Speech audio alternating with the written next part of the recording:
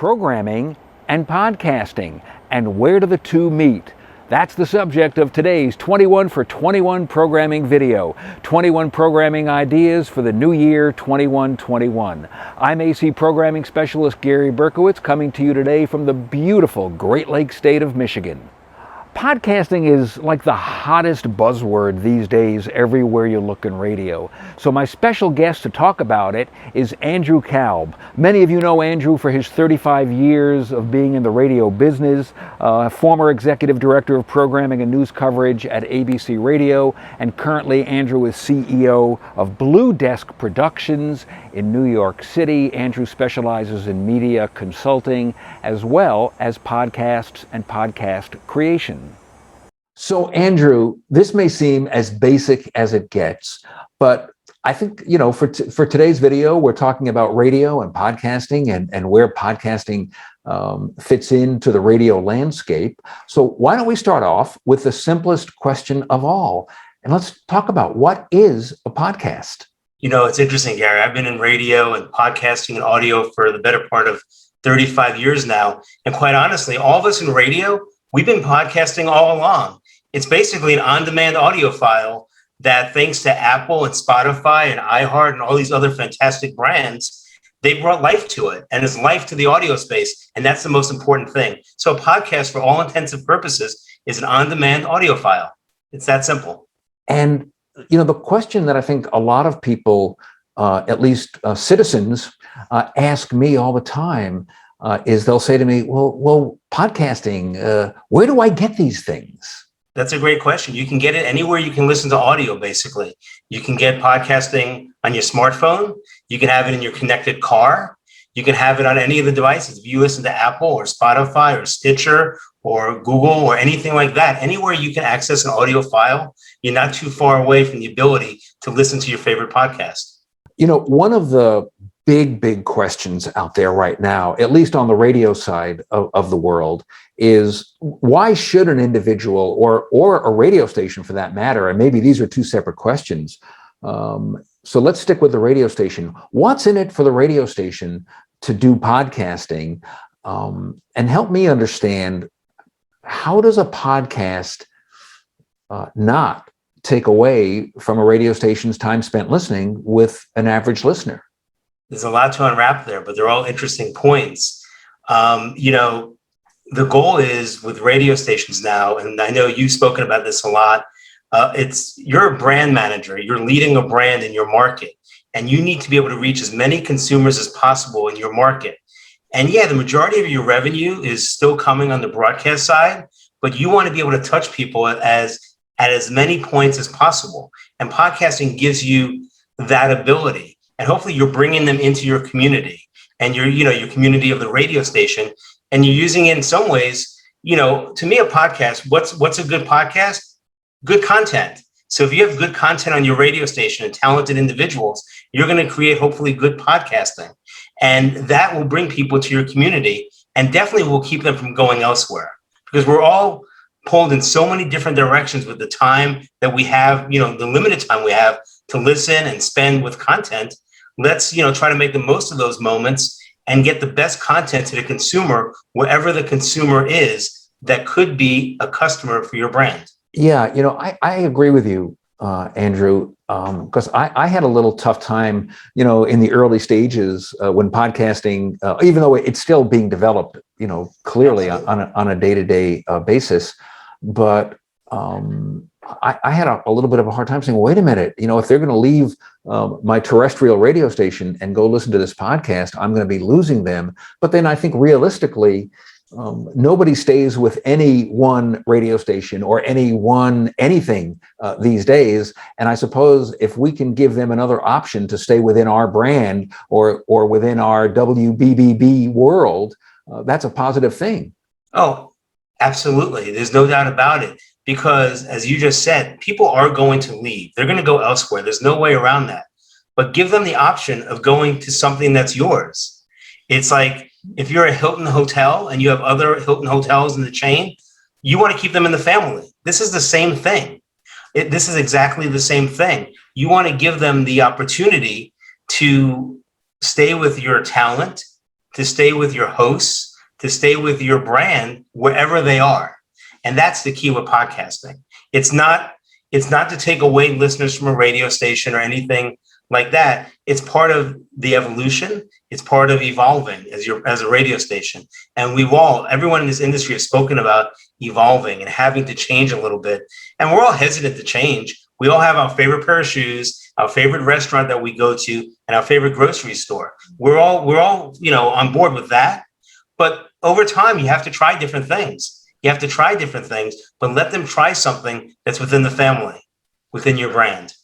And now that we've been, already talking about, what is a podcast, what's in it for the radio station, I'm just going to kind of back up a little bit and ask you to maybe explain to everybody watching this. You and I we first met when you invited me to join the GMA After Hours crew when you were, VP of programming at ABC Networks many years ago. But you kind of come from the spoken word news side of the industry, and of course I come from kind of the music side of the business. So, kind of just update everybody watching this right now. How did you go from where you were to where you are, and what is it exactly that you're doing these days? No, thanks, Gary. And we had a lot of fun with Good Morning America After Hours. Yeah. And maybe the show didn't succeed, the way we wanted it to succeed, but we had a hell of a time doing that. And we gave it everything we could, and we tried different things. My start's interesting. I'm like, the typical radio geek, right? Starting at 16 years old at a radio station in Miami at WIOD. Then made my way to WABC in New York a decade later. Then I made my way to the radio networks, to ABC News Radio, and I was there for the better part of 23 years. And it was mainly spoken word, but we touched on all formats. We provided spoken word content to not only news talk stations, but to music stations as well. And we were always looking for new and creative ways with the team to come up with ways to get content, and quite honestly, from the business side, to get commercials along with the content on radio stations with the most valuable audience and to monetize that audience. And so it allowed us to touch on a lot of different things. And we were very early on through the leadership at ABC on the audio side, moving forward with streaming audio and realizing that was a business for us to extend our brand. Podcasting came around, and like we said earlier, it's an on-demand audio file. So we were early to that game, and we built up a podcast network, and we produced a lot of content and had a lot of success. And ABC is continuing to have fantastic success, in that space. So it's all about spoken word. What we're doing exactly has changed, but really at the core, what I'm doing is the same. I'm working with people to help them use audio to build their brands on the podcasting side and also on the broadcast radio side as well. And it's exciting. People like you and I, we like to be involved in lots of different things at the same time. It's all about juggling. It's all about, multitasking. And that's what's fun. That's what gets us excited. And I'll tell you, as a consultant and somebody working on their own now, I think my days are longer than they were when I was working at ABC. But man, it's a lot of fun each day. There's no doubt about it. So if somebody is watching this and they're saying, boy, I've been thinking about doing a podcast and I have a lot to say, I think I have a really interesting angle, you would be the guy for them to contact to kind of take their idea and maybe put it together in reality. It's interesting with podcasting. Anyone can have a podcast because we all have recording devices in our hand now with our smartphones. And there's different reasons that people do podcasting. You, Gary, may be interested in a certain sports team, or you might be a Game of Thrones fan, and you have a niche that you're interested in. I never thought about you with Game of Thrones, but it is possible.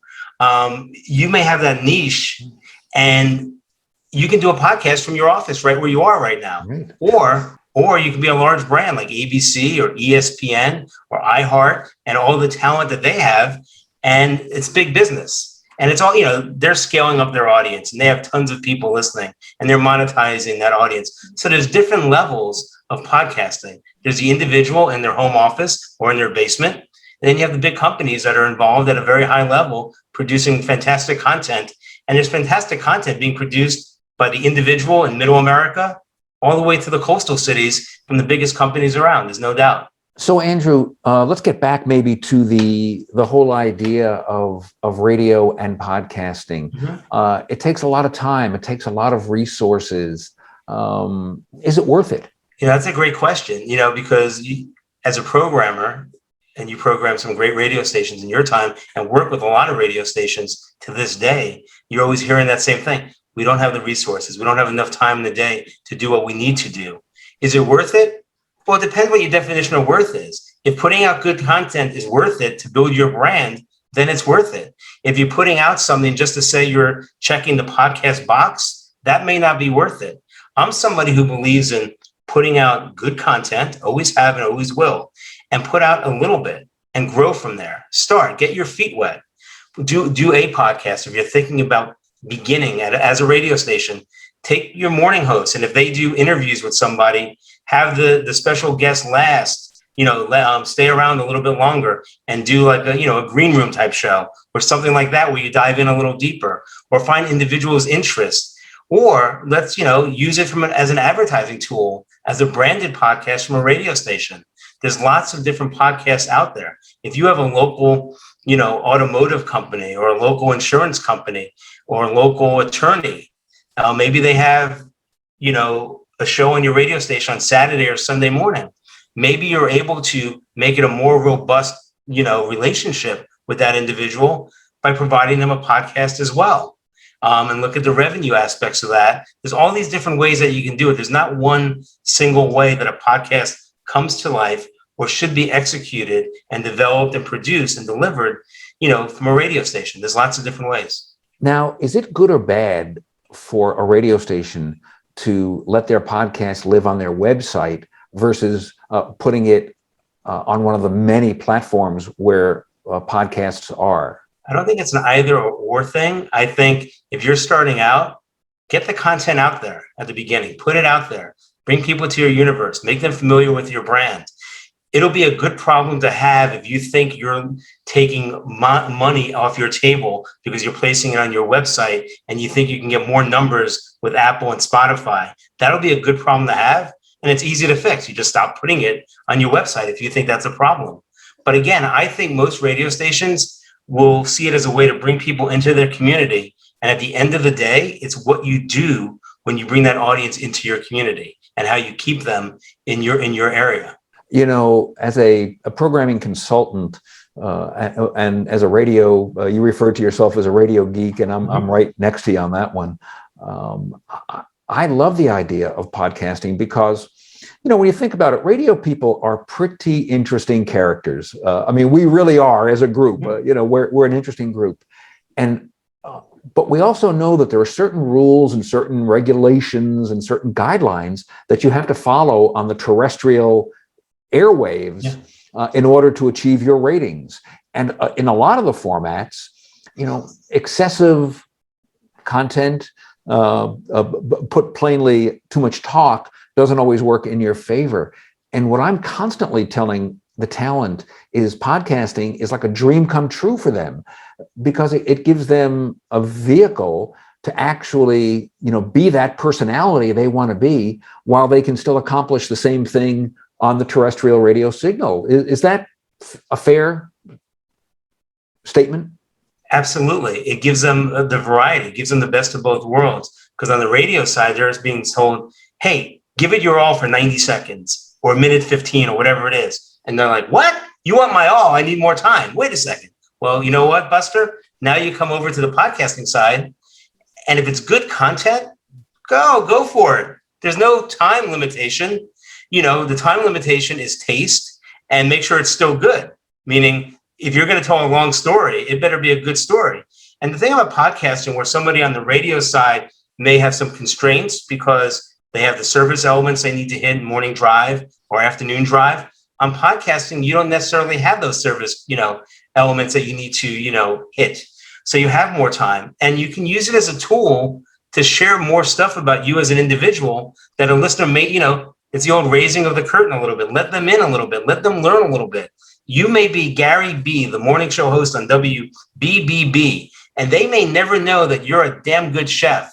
But you know what? You may have a cooking podcast with Chef Gary, and they go, wait a second. and you interview all these restaurateurs and chefs and everything like that, people go, wow, look at Gary. He likes chili just like I like chili. It gives them opportunities to learn a little bit. And it also could provide new business opportunities as well on the sponsorship side. Because let's not forget, we're all in this to make money, Gary. There's no doubt about it.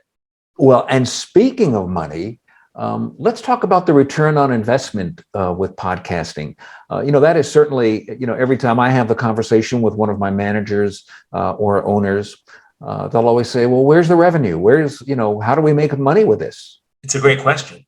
Everyone wants to know about ROI. And, in the podcasting world, there's CPMs and cost per thousands and everything. But let's put that all to the side right now. Let's not worry about that at this moment. It's about building your brand. Use it as a tool. Not everyone on your station is necessarily going to be the person you want to do a podcast because they're pushing against extra work.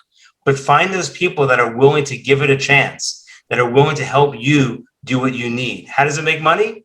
Well, hopefully it brings more attention to the radio station, number one, or radio stations. Number two, hopefully you can get a sponsorship. You're selling, on air, selling online, sell on the podcast as well, and do it that way, and keep the money, flowing in, more revenue opportunities for a local, operator in their market. You have those opportunities. Then when you start getting massive audience return and you start seeing that, then you're in a fantastic situation. But it takes a lot of audience on the podcasting side to make a lot of money, right? It's about scale. So try to use it as a way to go to an advertiser and say, look, your brand, if you come with us and work with us, we're going to be able to have you on the radio. You'll have some space on our website. We'll have you in our podcasts. And it just gives you another tool to work with. So here's the tough question. I don't think it's a secret that our industry has had a rough couple of years. It seems to me like more great radio people than ever are out of work right now. And on the other side, there are a lot of people who, I don't know how to say this, but I don't want to say they've aged out, but they're former radio people who still love radio, who want to get back in, but they just can't. They can't find their way back in. So on one side, you've got the people who have been, what do they say? I hate the word rift, are not working. And then you've got a whole group of guys who have been doing it their entire life and they just can't find a position. Can you make a living with podcasting if you're one of those people and just say, you know what, I'm not going back to the radio side. I'm going to become a podcaster? Well, it's like anything. If you work hard at something, you have a chance at least. So you first have to put the effort in. And if you're going to monetize it, you need to carry a lot of audience. You need to get a lot of audience. So a lot of tools have to be utilized to have a successful podcast. It first has to be good. The content has to be really strong.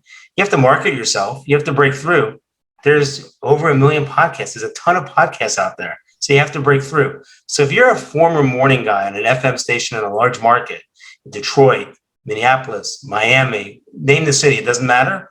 And you have a following and you have some advertisers that are familiar with you and are comfortable with you, well, start connecting the dots a little bit. But that takes a lot of work. If you treat it like a business, it will be a business. If you treat it like a hobby, it'll be a hobby.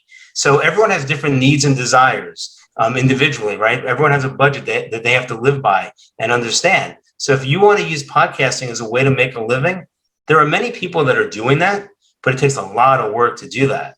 But I guess granted, everyone lives at different levels. So if you don't live at a very, opulent, lifestyle, maybe you don't have to work as hard.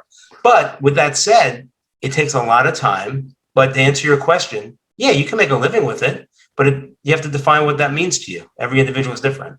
Right. So from an advertiser standpoint, do they look at how many downloads the podcast is getting to determine if they want to advertise on that podcast? I mean, how do the advertisers look at podcasts before they make an investment to sponsor them or advertise on them? Sure.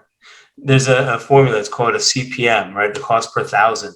And there's, dollar amounts. What is every thousand worth? If it's worth $20 or $25 or $5 or $15, whatever, and you do some math. We all have a calculator on that same device that we're listening to our podcast with. You do some math And that's what they look at. And they're going to compare. If Gary has a podcast and Andrew has a podcast, and Gary has 1 million listeners and I only have 100,000 listeners, it doesn't take a lot of, math science here to figure out you're worth 10 times more than I am based on the audience size. So there's greater value to be listening to Gary. And there's a lot of things that go into that as well also. Who's your listeners, your base, and everything like that. But they look at numbers and they go, yeah, this one, I'm going to get a greater return because more people. It's like when you're on broadcast radio, we're in broadcast radio. If one radio station has, an AQH with a bigger number than the other radio station has, where's the advertiser going to get a better bang for their buck? The bigger number. It's the same thing.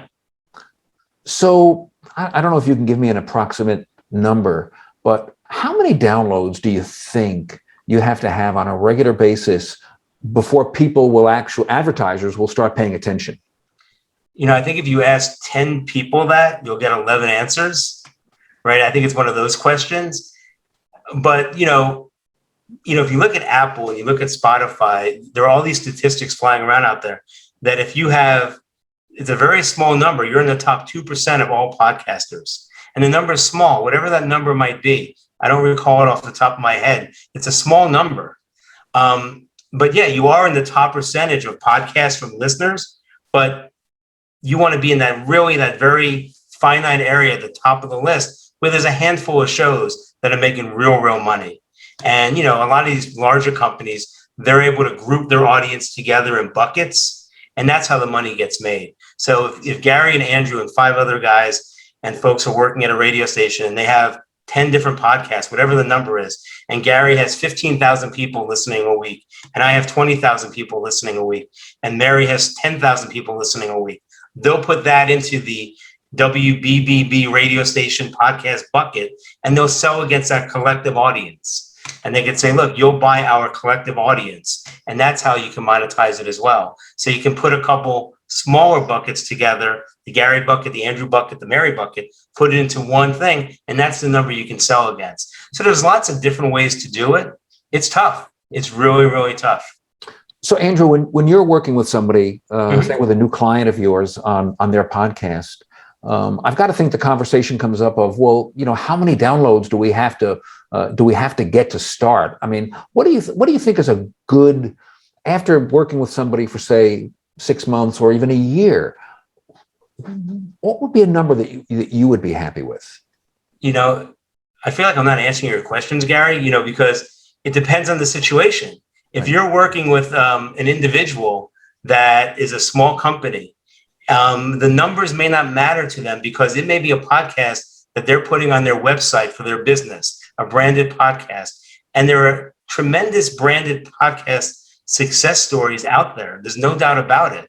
The largest companies, American Airlines, Trader Joe's, Best Buy, you name the company, they're doing podcasts and they're using them for different reasons. So it's really tough to put a number on that if you're doing a branded podcast. If you're doing the Gary podcast, well, what is the situation? If you're at a small radio station and you're in a small market, you know what? They're probably not going to worry about the numbers because they're going to buy the brand. They're gonna buy the Gary brand because Gary's the morning host on the radio station, and you got a podcast, and they like Gary, and whatever Gary does, they're gonna have a piece of, and Gary's gonna drive a Buick for the Buick dealer, or whatever it is. It doesn't matter, and you have to look at it that way. You asked a question. What do I tell somebody at the beginning? I'll tell them not to worry about that right now. Let's worry about the content first. Let's get the content where we need it to be. Let's put together a damn good show, just like you would do on the radio, and the numbers will come if it's good. Then we'll worry about it. Then we're going to worry about how come we don't have 10,000 or 20,000. Right. We need another, and then we'll put goals, and we'll do our best to reach those goals. Right. What you just said reminded me a long time ago when I first began. I had said, well, gee, what can I make as if I become a really good disc jockey or program director? And the response was, Gary, do what you love, do it well, and the money will follow. And it sounds like you're kind of saying the same thing about the podcast. That's why we do what we do still. That's exactly why we do it. If you're enjoying what you're doing, you'll figure out a way to make money with it. I promise you that. And look, every situation is different. So if you're at a larger radio station in a larger market, there's going to be a different set of rules and a different level of number that you probably have to hit on the broadcast side and also on the digital audio and podcasting side. So I don't think we can say there's a certain number that's going to matter. Put out the best content. Put out the best content possible, right? And I promise you, numbers will come. Absolutely. So, Andrew, how do podcasters who need a little bit of help contact you? Well, hopefully they contract me. That's good. We like that's that. Absolutely. That goes right after contacting. So, what is your best contact? The best way to reach me, you can go to andrewkalb.com. Very simple, and send me an email that way at andrewkalb.com, and we'll get in touch. Or you can speak to my friend Gary, my agent, and we'll get in touch that way as well. Well, Andrew, as you know, you and I have been having these, we've been doing Zoom calls with each other since the beginning of the pandemic. And I always look forward to our calls. And I kind of love to hear your perspective on the world from your angle. And, I think podcasting is in its very, very early stages. I, for one, am very excited that you're involved in the podcasting space, because I know how good you are, and I think it's got a great future, and a great future for radio. And I do thank you so much for spending this time with us today. My pleasure, Gary. Always fun talking. Thanks, Andrew. Some really, really good advice and guidance on how podcasting and radio can work together so successfully. If you enjoy my programming videos, I certainly hope you'll just take a second and hit that big red subscribe button, and you'll be subscribed to my YouTube channel. You can also see these videos on all of my social media channels: Twitter, LinkedIn, Instagram, and of course on Facebook. You can also sign up for my complimentary AC Programming newsletter, AC Programming Today, at www.garyburke.com. And of course, here's the shameless plug. If your radio station is having some ratings issues and you'd like to get another opinion, it's always confidential. There's never an obligation. I would love to hear from you. Either drop me an email, gary@garyburke.com, or 248-737-3727. Just give me a call and we can discuss it. So that's about it for this edition of 21 for 21. My thanks to guest Andrew Kalb for joining us today. I'm AC Programming Specialist Gary Berkowitz, and as always, I do appreciate your watching. Welcome to